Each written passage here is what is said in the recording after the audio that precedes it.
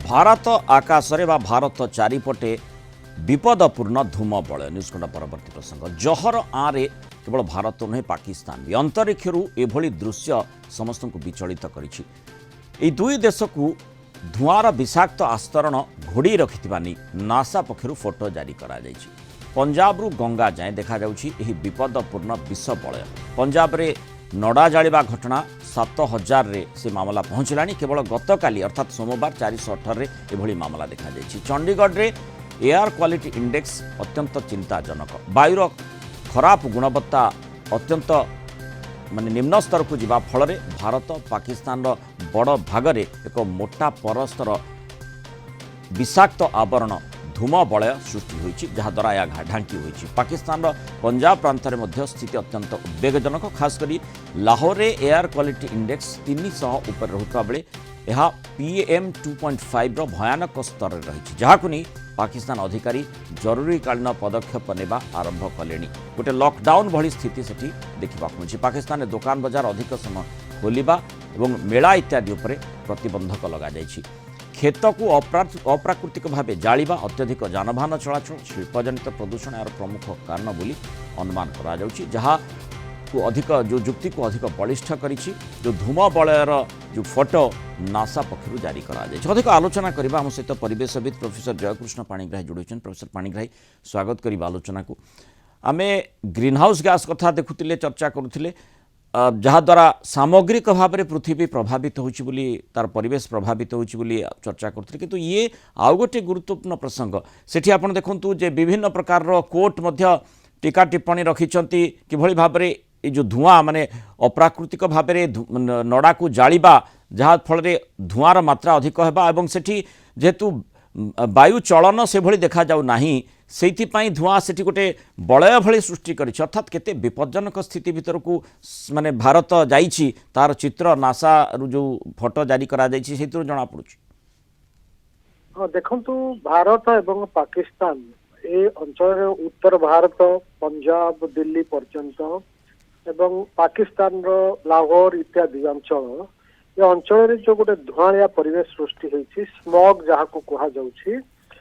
जेतेबेले शीत दिन आसे वायुर गति बहुत ह्रास पाई जाए वायु प्रवाह बहुत कमी जाए एवं विभिन्न उत्सरू जो प्रदूषक पदार्थ वायुमंडल निर्गत होउछि बहु संख्यार जानवाहन चलाचल करुछि कल कारखाना अनेक रही एवं ता सहित निर्माण कार्य चली विशेष भाव में पंजाब हरियाणा इत्यादि अंचल चाष जमी जो नड़ा रही जाउछि ताकू जो निया लगे दिया जाउछि एथिरु बहु परिमाणर कणिका पदार्थ वायुमंडल को निर्गत होउछि। ये सबु समष्टि रे परिवेश यथेष्ट प्रदूषित होउछि। जेतेबेले सूर्य किरण पड़ुछि एवं वायुमंडल रे किछि जलीय बाष्प जमिक रहिछि सूर्य किरण उपस्थिति रे ए समस्तक भीतर रिएक्शन हुए एवं स्मॉग तैयारी हुए जहाँ गोटे धुआंया परिवेश सृष्टि करुछि वर्तमान दृश्यमान होउछि।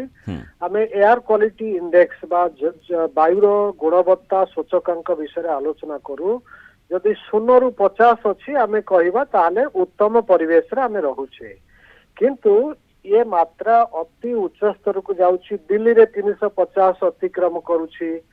लाहौर कथा आपण कहले सेठी किछ दिन पूर्वरु जहाँ रिपोर्ट रही 1135 अतिक्रम करथिला। माने ए नड़ा जालिबा जोगु ए प्रकार स्थिति उत्पन्न सेठी सब अन्यान्य जेते सब उत्स रही ता सहित ए शीततर नवेम्बर मास हेले नड़ा जो जला जाउछि प्रचुर परिमाण रे एथिरु जो कणिका पदार्थ पाउंस इत्यादि निर्गत होउछि से जमी के रहउछि काहे ना वर्तमान पवन रो गति अत्यंत कम अछि तेणु से आ चारिआडू को विस्तारित हो पारुनी से निर्दिष्ट स्थान में जमिक रहुछि ता सहित सूर्य किरण रे रिएक्शन है कि स्मॉग तैयारी होउछि जोटा कि हम स्वास्थ्य पई अत्यंत क्षतिकारक।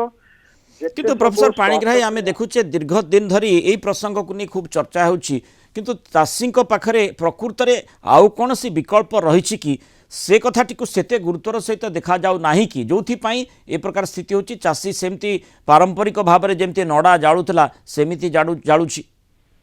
आपण टिके पूर्व गोटे भल सूचना देइथिले जे एटा होछि अप्राकृतिक प्रक्रिया ପ୍ରାକୃତିକ ଭାବରେ ନଡ଼ା ପଡିବା କଥା ନୁହଁ, ସେ ଜମିରେ ରହିବ ଏବଂ ସେ ପ୍ରାକୃତିକ ପ୍ରକ୍ରିୟାରେ ବିଘଟନ ହେଇକି ମାଟିରେ ମିଶିବ। କିନ୍ତୁ ଚାଷୀ ମାନେ ଭାବୁଛନ୍ତି ଯେ ତାକୁ ପୋଡ଼ିଦେଲେ ଯୋଉ ପାଉଁଶ ବାହାରୁଛି ସେ ମାଟିରେ ମିଶିଲେ ତାଙ୍କର ଜମିର ଉର୍ବରତା ବଢିବ।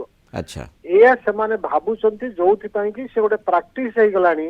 ଆଗରୁ ହାତରେ କଟା ଯାଉଥିଲା, ଯେତେବେଳେ ଟ୍ରାକ୍ଟର ଇତ୍ୟାଦି ଅନ୍ୟାନ୍ୟ ଯନ୍ତ୍ରପାତି ଆସିନଥିଲା ସେତେବେଳେ କଟା ଯାଉନଥିଲା, ନଡାକୁ କାଟିକିରି ଆଣୁଥିଲେ, ଲୋକମାନେ କାମରେ ଲଗଉଥିଲେ, ଗୋରୁ ଗାଈ ଖାଉଥିଲେ, ଅନ୍ୟାନ୍ୟ କାମରେ ଘର ତିଆରିରେ ଲୋକଙ୍କର ଲାଗୁଥିଲା। କିନ୍ତୁ ପରିସ୍ଥିତି ବର୍ତ୍ତମାନ ପରିବର୍ତ୍ତିତ ହେଇଛି, ଆଜ୍ଞା ନଡା ଆଉ ଦରକାର ହଉନାହିଁ, ଯୋଉଥିପାଇଁ କି ସେମାନେ ତା କ୍ଷେତରେ ନିଆଁ ଲଗେଇ ଦଉଛନ୍ତି ଏବଂ ଏଇଟା ଗୋଟେ ମୁଖ୍ୟ ସମସ୍ୟା ବର୍ତ୍ତମାନ ପାଇଁ। ଶୀତ ଦିନରେ ଉତ୍ତାପ କମ ଅଛି, ଯଦି ଯେତେବେଳେ ଉତ୍ତାପ ଅଧିକ ହବ ଇଏ ବିସ୍ତାରିତ ହେଇଯିବ।